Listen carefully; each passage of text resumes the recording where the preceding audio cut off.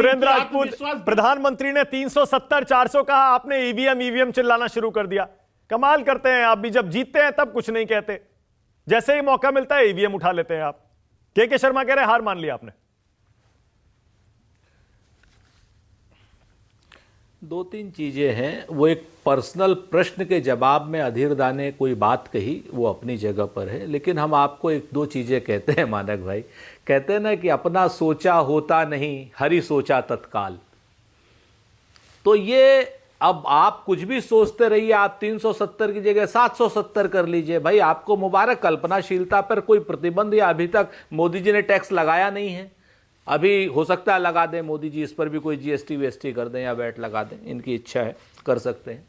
यहां पर आपने नरेंद्र मोदी जी की तो बात कर ली, मैं कुछ आपको आधिकारिक स्टेटमेंट सुनाता हूं। रेवंत रेड्डी जो हमारे मुख्यमंत्री हैं, उन्होंने कहा हम 15 सीटें जीतेंगे तेलंगाना में। हमारे डीके शिव कुमार साहब उप मुख्यमंत्री हैं कर्नाटक में, उन्होंने कहा हम 25 सीटें कम से कम जीतेंगे। हमारे सचिन पायलट साहब जो क्या नाम इस समय छत्तीसगढ़ के प्रभारी है, उन्होंने कहा हम 11 सीटें जीतेंगे छत्तीसगढ़ में। इन बयानों पर भी बात होनी चाहिए। खाली प्रधानमंत्री जी के ही बयान पर सारी बातें हों। आज की डेट में आप देखेंगे कि ऊपर जो चीजें हो रही हैं, सदन में जो चीजें हो रही हैं, विषयांतर करने के लिए जो चीजें हो रही हैं। 110 मिनट का प्रधानमंत्री का भाषण है राष्ट्रपति के अभिभाषण पर, लेकिन 110 मिनट के भाषण पर 78 मिनट कांग्रेस के ऊपर, 78 मिनट कांग्रेस के ऊपर 110 मिनट में ऑफिशियल है। तो आपको यह समझ में आ जाना चाहिए कि कितना खोखला और क्या कितना डर है प्रधानमंत्री जी को कांग्रेस से। कितना खोखला भाषण था उनका। प्रधानमंत्री जी को राष्ट्रपति जी के अभिभाषण पर जवाब देना था, 110 मिनट में 78 मिनट प्रधानमंत्री जी कांग्रेस को कोसते रहे। और किस कांग्रेस को? जवाहरलाल जी के समय से। अरे 10 साल हो गए प्रधानमंत्री जी, अब तो नेहरू जी का पीछा छोड़ो। आप देखो वहां से लेकर के आज उनकी कल्पनाशीलता आप उसको देखिए कि नेहरू जी से क्या नाम वो अपना वो कर रहे हैं। मैं आपके सामने कुछ आंकड़े रख देता हूं जहां पर ये लोग अपना बड़ी बड़ी बातें कर रहे हैं। हाँ, ये बात सच है, मध्य प्रदेश में हम हारे, इसमें कोई दो राय नहीं। छत्तीसगढ़ हम हारे, हम राजस्थान भी हारे, लेकिन वोट प्रतिशत हमारा अगर आज की डेट में आप उसके हिसाब से जो आपके सेफेलॉजिस्ट कहते हैं, जितनी जितनी बातें कही हैं अभी हमारे नेताओं ने, हम उतनी सीटें जीतने जा रहे हैं। महाराष्ट्र में आपका सुपड़ा साफ होने जा रहा है के शर्मा जी। मैं आपको बताऊं, बंगाल में आपकी सीटें अगर दहाई में भी आ जाए तो मुझे बता दीजिएगा। आप परिवारवाद की बात करते हैं, परिवारवाद की बात मानक भाई कैसे कर रहे हैं? बगल में अभी हमारे पंडित जी हैं AK वाजपेयी जी, हमारे ऊपर नोटिस भेज देते हैं। इनकी पार्टी को बगल में बैठा के परिवारवाद की बात करते, कहते हो जिस पार्टी में सब कुछ उसी का परिवार चलाए। ये ओम प्रकाश राजभर को की पार्टी को बगल में बैठा करके परिवारवाद की बात करते हैं। संजय निषाद साहब की निषाद पार्टी को बैठा करके परिवारवाद की बात करते हैं। अकाली दल को बगल में बैठा करके परिवारवाद की बात करते हैं। आपके जो 37 दल है ना भारतीय जनता पार्टी के मित्रों, 37 दलों में से आपके लगभग 30 दल प्योर परिवारवाद के, प्योर एकदम। और आप लोगों के यहां शादियां होती नहीं, जिनकी होती है वो अपना परिवार चलाते हैं, जिनकी नहीं होती वो बेचारे क्या करें?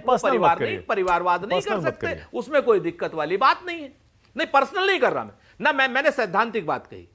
मैंने बिल्कुल किसी के ऊपर अटैक नहीं किया। मैं आपको फिर से कहता हूं, अगर किसी को व्यक्तिगत लगे तो वो मेरा मकसद नहीं, बहुत साफ है एकदम, ठीक है ना। जिनके परिवार हैं वो परिवारवादी हैं, जिनके नहीं हैं तो वो कहां से परिवारवाद करेंगे? अच्छा, ठीक है। आप मुझे बता दो, 37 दल में से 30 दल 100% परिवारवादी हैं। ओके, आप क्या बात करते हो? नहीं, आपका पॉइंट है, अभी मैं जवाब लेता हूं, एक सेकंड। लेकिन सुरेंद्र राजपूत, आपको ईवीएम पर एक स्टैंड अब ले लेना चाहिए। की बात करो, बार-बार आप ईवीएम का मुद्दा उठाते हैं, आप एक बार में एक स्टैंड ले लीजिए ना कि ईवीएम आपको मंजूर है या नहीं है। हम बताते हैं, हम आपको दो चीजें, हम ईवीएम के क्या कोई भी स्टैंड ले लें, आज की डेट में हमारी कुछ नहीं सुनी जाएगी। हम आपको इतना बता दें, जब हम सरकार में आएंगे उस ड्यूरेशन में हमारा पूरा प्रयास होगा कि चुनाव उसके बाद बैलेट पेपर से हो, ताकि समाज के आखिरी व्यक्ति तक उसका वो पहुंचे और कोई किसी को कोई शको शुबा ना हो, चाहे शक गलत हो चाहे शक सही हो। आज की डेट में हम बहुत स्पष्ट, आज हम चूंकि हम कुछ भी चिल्लाते रहे, आप लोग विषयांतर करने में माहिर हो। मैं आपकी बात नहीं कर रहा हूं, मानक या न्यूज 24 की नहीं बात कर रहा हूं, लेकिन बाकी जो चैनल हैं आपके, जिसको हम गोदी मीडिया कहते हैं, वो तो हमारे मुंह से निकली हुई हर बात को उड़ा ले जाएंगे। वो कहेंगे लीजिए साहब पहले ही हार मान ली, जैसे भी के भाई कह रहे थे के भाई आपको हम इस चुनाव में हराएंगे और पूरी तरीके से हराएंगे, आप यकीन करना इस बात कितनी को। सीटें कांग्रेस इस और बात का इंडिया मैं आपको गठबंधन एक को मिलेंगी? प्रत्यक्ष सुरेंद्र रूप से- राजपूत लगे हाथों, ये भी बता दीजिए।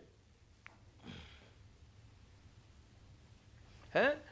हम आपको बहुत कंफर्टेबल, हम इस प्रधानमंत्री जी की तरीके से वो नहीं, नजूमी नहीं है, लेकिन हम इतना जरूर जानते हैं कि प्रधानमंत्री जी आपके पास तो इस वक्त 300 जिस क्या कहते हैं 367 सीटों में से आप 264 जीते हुए हो।